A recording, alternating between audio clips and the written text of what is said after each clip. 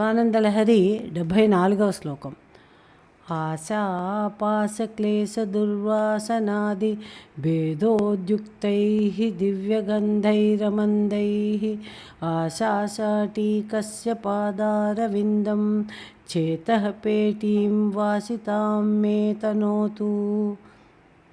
తాత్పర్యము: ఆశాపాశములు, మనోదేహ క్లేశములు, దుష్ట సంస్కారములు మొదలగు వానిని భేదించుటకు సమర్థులైన అమోఘములైన దివ్యమైన సువాసనలచే దిగంబరుడైన శివుని యొక్క పాదమనడి పద్మము నా చిత్తమనే పెట్టెను సువాసన కలదానిగా చేయుగాక అని తాత్పర్యం.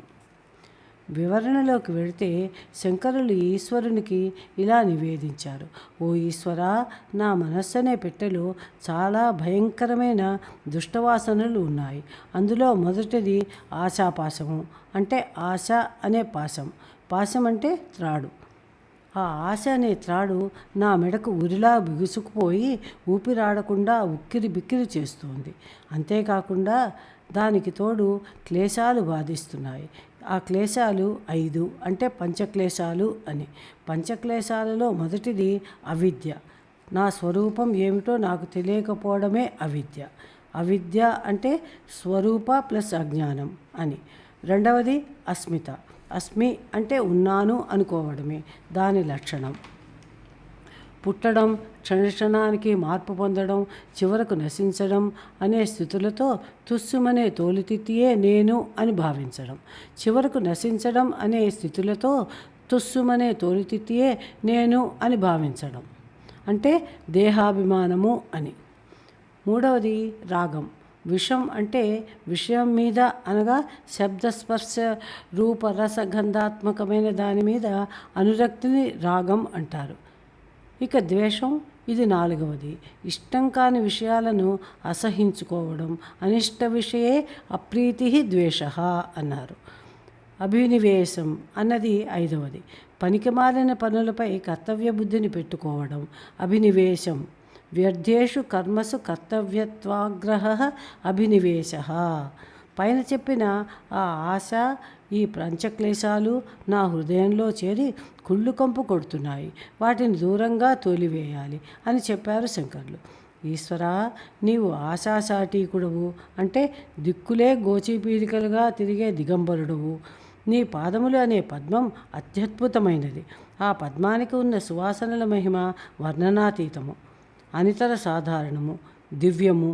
నీ పాదపద్మం నా హృదయంలోని కుళ్ళు కంపును పోగొట్టడంలో మంచి సమర్థత గలది. ఆ నీ పాదపద్మము నా హృదయమనే పెట్టెను సువాసనతో నింపుగాక అన్నారు.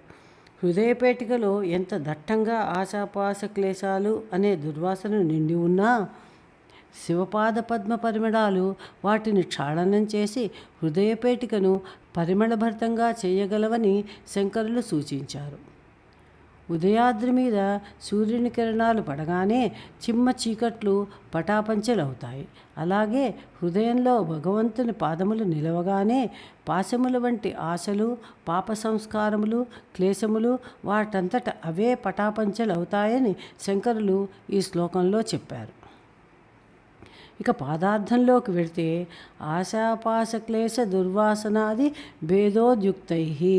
ఆశాపాశ అనగా పాశముల వంటి ఆశలు, క్లేశ అనగా 5 విధములైన కష్టములు అనే దుర్వాసనలు, కష్టములనే దుర్వాసనలు. భేదోక్తై అంటే భేద ప్లస్ ఉద్యుక్తై, అంటే ఆ క్లేశాలను పోగొట్టడానికి సిద్ధమైనవి అని. దివ్యగంధైరమందై. అమందై అనగా విస్తారములైన అని.